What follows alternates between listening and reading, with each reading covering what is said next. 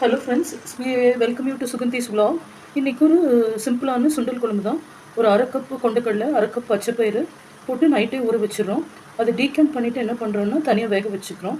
அது கூட 2 தக்காளி, ஒரு பெரிய வெங்காயம், கடுகு, இஞ்சி, பூண்டு, சீரகம் போட்டு கத்திரிக்காய் இந்த மாதிரி பீசஸாக வெட்டி போட்டு ரொம்ப ட்ரெடிஷ்னலான குழம்பு வெட்டி போட்டு வறுத்து வேக வச்சுக்கிறோம் தண்ணி ஊற்றி. அப்புறம் ஒரு லெமன் சைஸ் புளி ஊற்றிக்கிறோம்.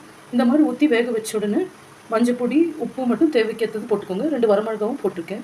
இப்போ இதெல்லாம் கொதி வந்தோடனே தேங்காய் ஊற்றி அரைக்காமல் ஜஸ்ட் பட்டை, கிராம்பு 2 போட்டு மல்லித்தூள் மட்டும் போட்டு ஒரு குழம்பு செய்ய போகிறோம். இதில் மல்லித்தூளும் குருமிளகு மட்டும் இருக்குது. 250 கிராம் மல்லித்தூள் போட்டிருக்கேன். சீரகமும் சோம்பும் சேர்த்துருக்கேன் தாளிக்கிறப்ப. ஸோ இந்த மாதிரி மல்லித்தூள் போட்டு நல்லா பிளெண்ட் பண்ணோன்னே ஒரு இவ்வளோண்டு நாட்டு சக்கரை மட்டும் போட்டுக்கிறோம்.